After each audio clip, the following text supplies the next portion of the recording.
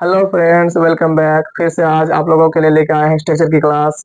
मुझे उम्मीद है कि आप लोग बहुत ही मज़े से मेरे क्लास को देखते होंगे और उसी उम्मीद के साथ मैं आप लोगों के लिए लेकर आए हैं दूसरी क्लास स्ट्रक्चर की। चलिए देखते हैं हम लोग दूसरी क्लास जो स्ट्रक्चर के लिए लेकर आए हैं। ये भी बहुत मज़ेदार क्लास होने वाली है। चलिए देखिए ये क्लास शुरुआत करते हैं। देखिए, मस्ट प्लस हैव प्लस भी three. Must plus have plus भी थ्री यानी जब भी आपको सेंटेंस के अंत में यानी एंडिंग में सेंटेंस के अंत में जब भी आपको क्या दिखे, अवश्य चाहिए, क्या दिखे, अवश्य चाहिए, तो आप बिना सोचे समझे direct must plus have plus भी थ्री का यूज कर सकते हैं। क्या कर सकते हैं? मस्ट प्लस हैव प्लस भी थ्री का यूज बिना सोचे समझे आंख बंद करके आप कर सकते हैं। चलिए कैसे यूज करते हैं इसको देखते हैं। जैसे कि अगर बोलते हैं ना, आपको अवश्य आना चाहिए, आपको अवश्य आना चाहिए, क्या बार बोलते हैं? आपको अवश्य मेरे यहाँ आना चाहिए। ऐसे इसी तरह का सेंटेंस हम लोग बहुत बार बोलते हैं और बोल बोल ही जाते हैं सब सेंटेंस। चलिए इसको हम इंग्लिश में कैसे बनाते हैं। जैसे बोले ना, आपको अवश्य आना चाहिए, यू मस्ट हैव कम। आपको अवश्य आना चाहिए, यू मस्ट हैव कम। आपको अवश्य पढ़ना चाहिए, आपको जो है ना अवश्य पढ़ना चाहिए, तो क्या हो जाएगा? You you must you must have read. आपको अवश्य पढ़ना चाहिए, यू मस्ट हैव रीड। आपको अवश्य लिखना चाहिए, बोलते ना क्या बात, आपको अवश्य लिखना चाहिए, तो you must have written. You must have written. आपको अवश्य लिखना चाहिए।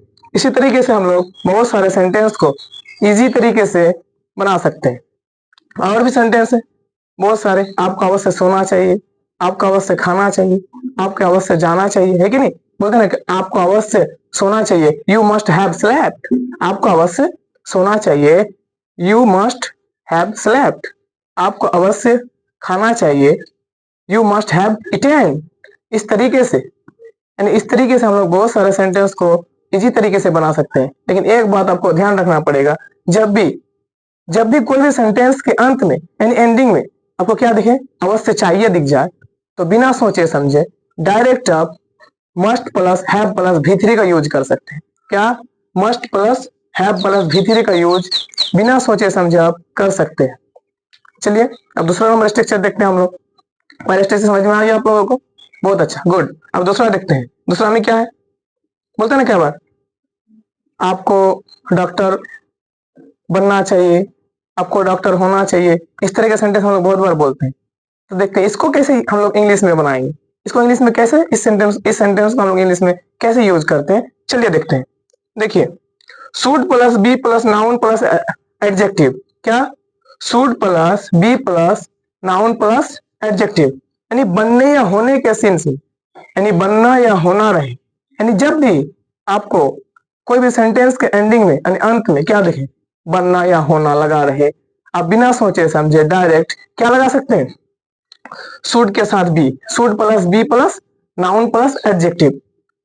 इस तरह के सेंटेंस हम लोग आराम से बना सकते हैं। चलिए एक तो हिंदी सेंटेंस देख लेते हैं हम लोग, हिंदी वाक्य। देखिए, आपको अच्छा बनना चाहिए। कई बार बोलते हैं ना, आप बुरे हैं लेकिन आपको अच्छा बनना चाहिए, बोलते हैं ना आपको अच्छा बनना चाहिए, तो you should be good. You should be good क्योंकि आपको अच्छा बनना चाहिए, है कि नहीं? आपको अच्छा बनना चाहिए। उसी में अगर हम आपको बोल दें कि आपको अच्छा होना चाहिए, हम क्या बोले? बनना या होने के सेंस में इसका प्रयोग करते हैं, इस स्ट्रक्चर का। यानी बनना रहे या होना रहे सेम चीज लगाएंगे। तो अगर यहाँ क्या बोल दिए, आपको अच्छा बनना चाहिए, यू शुड बी गुड। अगर उसी में अगर आपको हम दूसरा सेंटेंस दे दे कि आपको अच्छा होना चाहिए, तो उसको किस तरीके से बनाइएगा? Same process. देखिए उसमें वही होगा, यू शुड बी गुड क्योंकि हमने क्या बोला, बनना या होना। क्या? बनना या होना। यानी आपको अच्छा बनना चाहिए या आपको अच्छा होना चाहिए, दोनों में same process. You should be good, you should be good. चलिए इसी तरीके से हम लोग बहुत सारे सेंटेंस बना सकते हैं। आपको अच्छा बनना चाहिए, यू शुड बी गुड। आपको डॉक्टर बनना चाहिए, यू शुड बी डॉक्टर। आपको ईमानदार बनना चाहिए, यू शुड बी ऑनेस्ट। आपको टीचर बनना चाहिए, यू शुड बी टीचर। इस तरह से हम लोग बहुत सारे सेंटेंस को इजी तरीके से बना सकते हैं, है कि नहीं? चलिए आगे तीसरा नंबर स्ट्रक्चर हम लोग देखते हैं। ये और ही इंपॉर्टेंट है, ये जो है ना बहुत ही इंपॉर्टेंट है और इसको बार बार हम लोग यूज भी करते हैं। चलिए देखिए तीसरे नंबर स्ट्रक्चर में क्या है, क्या बोलते हैं ना, मुझे शौक है, मुझे वहां जाने का शौक है, मुझे पढ़ने का शौक है, मुझे खाने का शौक है, मुझे घूमने का शौक है। बात बात में हम लोग ये सब बात बोलते रहते हैं, घर में, ऑफिस में, कॉलेज में, स्कूल में, हर जगह बोलते हैं। तो चलिए इसको हम लोग देखते हैं कैसे। जैसे बोलते हैं कई बार मुझे घूमने का बहुत शौक है, तो देखिए कैसे बोलते हैं इसको, जैसे शौक या शौकीन, जैसे बोलते हैं ना मुझे पढ़ने का शौक है। इस तरीके से सेंटेंस जब भी आपको दिख जाए, यानी सेंटेंस के एंडिंग में यानी लास्ट में आपको अगर क्या दिख जाए, शौक है, अगर शौक या शौकीन दिख जाए तो आप बिना सोचे समझे डायरेक्टली आप क्या लगा सकते हैं, subject plus fond of plus V four, subject plus fond of plus V four plus object. समझ गए, subject plus fond of plus V four plus object. यानी कोई भी सेंटेंस के एंडिंग में अगर आपको शौक है, शौक अगर दिख जाए तो आप बीच में बिना सोचे समझे subject plus fond plus of plus before plus object का यूज कर सकते हैं। चलिए करते हैं, जैसे बोलते हैं ना मुझे पढ़ने का शौक है, मुझे सोने का शौक है, मुझे खेलने का शौक है, मुझे घूमने का शौक है। तो आई फॉन्ड ऑफ रीडिंग, मुझे पढ़ने का शौक है, आई फॉन्ड ऑफ रीडिंग। मुझे लिखने का शौक है, आई फॉन्ड ऑफ राइटिंग। मुझे बोलने का शौक है, आई फॉन्ड ऑफ स्पीकिंग। मुझे इंग्लिश बोलने का शौक है, आई फॉन्ड ऑफ स्पीकिंग इंग्लिश। इसी तरीके से हम लोग बहुत सारे वर्ड इसी तरीके से बना सकते हैं। बना सकते हैं कि नहीं, बोलिए, बना सकते हैं ना। चलिए इसी तरीके से हम लोग बोलते हैं ना, मैं गाने सुनने का शौकीन, बोले शौक या शौकीन बोले ना, जैसे मैं गाने सुनने का शौकीन हूँ।